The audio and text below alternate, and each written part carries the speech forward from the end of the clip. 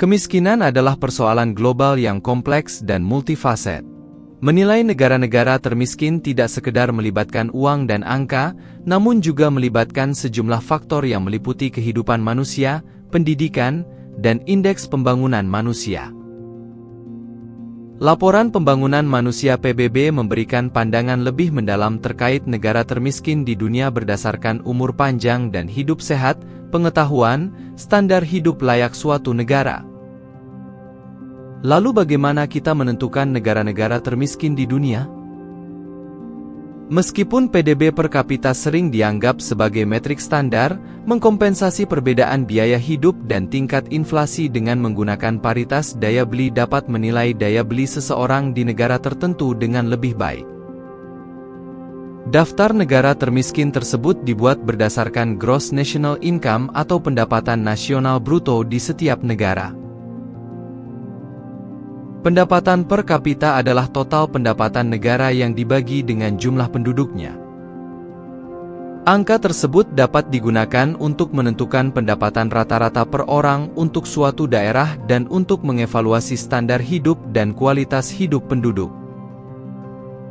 Pendapatan per kapita merupakan indikator atau tolak ukur dalam mengukur tingkat kesejahteraan masyarakat pada suatu negara. Angka pendapatan per kapita pada negara dapat meningkat apabila pendapatan rata-rata pada penduduk negara tersebut naik atau tinggi. Berdasarkan sistem Bank Dunia, negara-negara berpenghasilan rendah adalah negara yang pendapatan per kapita penduduknya kurang dari $1.135 atau 17,6 juta rupiah. Negara-negara termiskin di dunia diklasifikasikan sebagai negara berpenghasilan rendah dalam sistem peringkat 4 tingkat Bank Dunia. Peringkat ini didasarkan pada pendapatan nasional bruto per kapita masing-masing negara, yang merupakan ukuran total pendapatan negara dibagi dengan jumlah penduduknya. Berikut daftar negara termiskin di dunia versi World Population Review pada tahun 2023.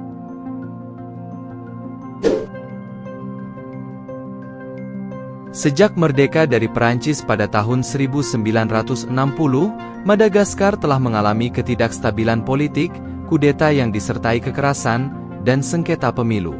Terpilih pada tahun 2019, Presiden Andry Rajoelina berkuasa dan berjanji untuk memberantas korupsi, mengurangi kemiskinan, dan mengembangkan perekonomian.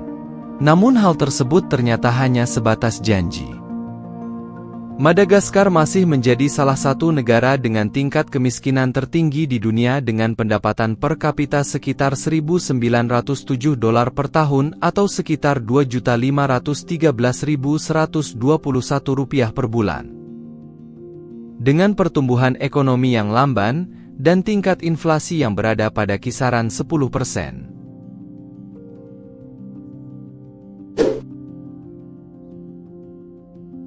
Menjadi negara dengan cadangan minyak terbesar ke-10 di Afrika. Namun, tingkat kemiskinan masih tersebar luas, menjadikannya negara termiskin ke-9 di dunia dengan pendapatan per kapita sekitar $1.807 per tahun atau sekitar Rp2.381.294 per bulan. Sebagian besar rejeki nomplok dari penemuan minyak negara tersebut pada tahun 2003 dihabiskan oleh penguasa otokratis negara tersebut.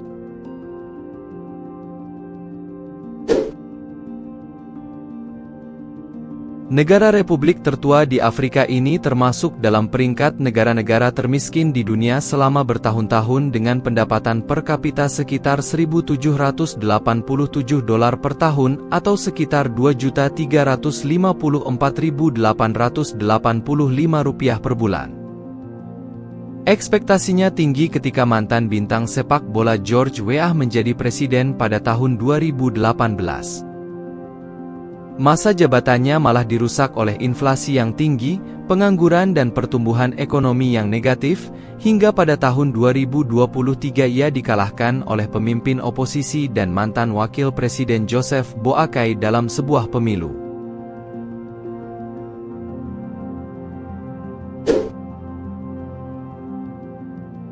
Sebagai salah satu negara terkecil di Afrika, perekonomian Malawi yang sebagian besar bergantung pada tanaman tada hujan masih rentan terhadap guncangan terkait cuaca. Kerawanan pangan di daerah pedesaan sangatlah tinggi. Dengan pendapatan per kapita sekitar $1.668 per tahun atau sekitar Rp2.198.166 per bulan, menempatkan Malawi menjadi negara termiskin ke-7 di dunia. Kendati demikian, Malawi mempunyai pemerintahan yang stabil sejak memperoleh kemerdekaan dari Inggris pada tahun 1964. Namun, pada tahun 2020, Mahkamah Konstitusi membatalkan kemenangan mantan Presiden Peter Mutharika dalam pemilihan umum dengan alasan adanya gangguan suara. Teolog dan politisi Lazarus Chakwera, yang dilantik menggantikannya, menyatakan bahwa ia ingin memberikan jenis kepemimpinan yang membuat semua orang sejahtera. Namun, perubahan yang dijanjikan sangat lambat terwujud.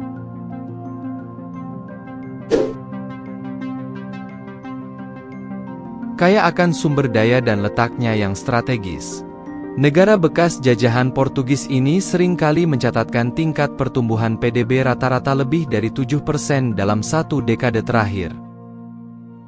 Namun, negara ini masih termasuk dalam 10 negara termiskin di dunia dengan pendapatan per kapita sekitar $1.584 per tahun atau sekitar Rp2.087.467 per bulan. Dengan kondisi iklim yang parah dan ketidakstabilan politik menjadi beberapa penyebab utamanya. Lebih buruk lagi, sejak tahun 2017, serangan yang dilakukan oleh kelompok pemberontak Islam telah melanda bagian utara negara yang kaya akan gas tersebut. Namun, menurut IMF, perekonomian masih berada pada tingkat yang tinggi dengan tumbuh sebesar 7% pada tahun 2023 dan diproyeksikan akan terus berlanjut pada tingkat sekitar 5% pada tahun ini dan tahun depan.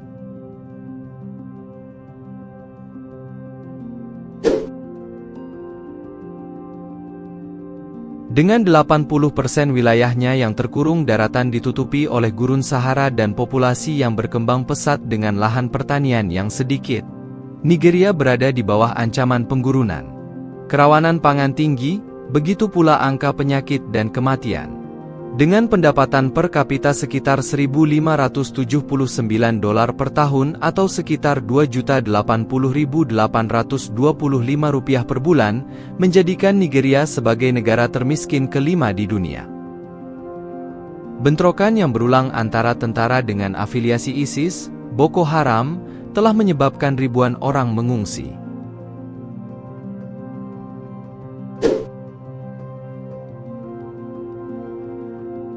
Sejak memperoleh kemerdekaan dari Belgia pada tahun 1960, Kongo telah mengalami kediktatoran yang rakus, ketidakstabilan politik, dan kekerasan yang terus-menerus selama beberapa dekade, menjadikannya negara yang sering masuk dalam peringkat negara-negara termiskin di dunia.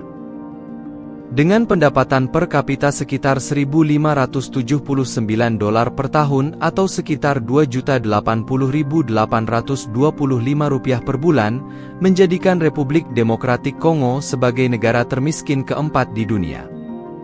Sekitar 65% dari sekitar 100 juta penduduk negara ini hidup dengan pendapatan kurang dari $2,15 per hari. Namun, Bank Dunia mengatakan Kongo mempunyai sumber daya dan potensi untuk menjadi salah satu negara terkaya di Afrika. Negara ini sudah menjadi produsen kobalt terbesar di dunia dan sumber tembaga utama di Afrika yang penting dalam produksi kendaraan listrik.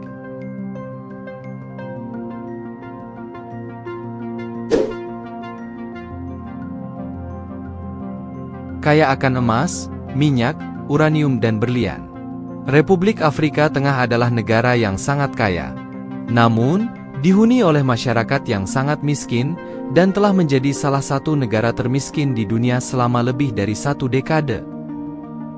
Dengan pendapatan per kapita sekitar $1.109 per tahun atau sekitar Rp1.461.385 per bulan, menjadikan Republik Afrika Tengah sebagai negara termiskin ketiga di dunia.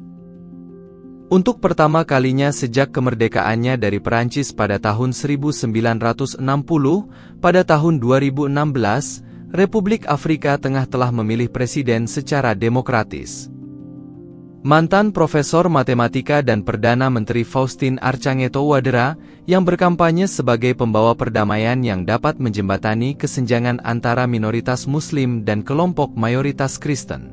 Namun, meski keberhasilan pemilunya dipandang sebagai langkah penting menuju rekonstruksi nasional, sebagian besar wilayah negara tersebut masih dikuasai oleh kelompok anti-pemerintah dan milisi. Meskipun terdapat permasalahan dan kemunduran, dalam beberapa tahun terakhir, pertumbuhan telah meningkat secara moderat, didorong oleh industri kayu, kebangkitan sektor pertanian, dan kembalinya sebagian penjualan berlian.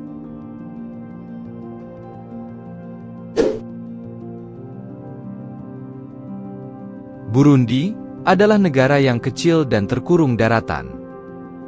Tidak memiliki sumber daya alam dan dilanda perang saudara selama 12 tahun, sehingga menjadikan Burundi sebagai negara termiskin kedua di dunia dengan pendapatan per kapita sekitar $890 per tahun atau sekitar Rp1.172.882 per bulan.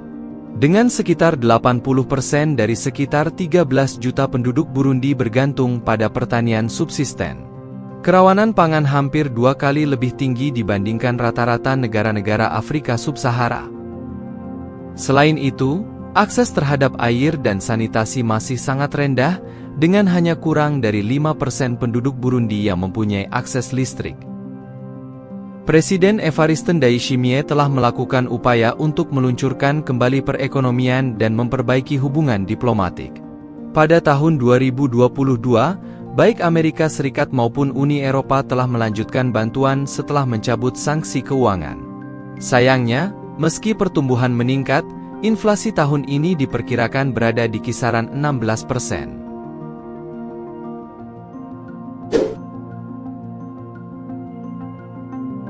Sudan Selatan berhasil menjadi peringkat pertama sebagai negara termiskin di dunia dengan pendapatan per kapita sekitar $476 per tahun atau sekitar Rp627.294 per bulan. Sebagai negara termiskin di antara negara-negara termiskin di dunia, Sudan Selatan telah dilanda kekerasan sejak negara tersebut didirikan pada tahun 2011. Kaya akan cadangan minyak, negara yang terkurung daratan dengan jumlah penduduk sekitar 11 juta jiwa ini merupakan contoh dari kutukan sumber daya, di mana kelimpahan mendorong politik dan perpecahan sosial, kesenjangan, korupsi dan peperangan. Mayoritas penduduk Sudan Selatan bekerja di sektor pertanian tradisional. Kekerasan dan iklim yang ekstrim sering menghalangi petani untuk menanam atau memanen tanaman. Menurut Bank Dunia, lebih dari 9 juta penduduk Sudan Selatan membutuhkan bantuan kemanusiaan.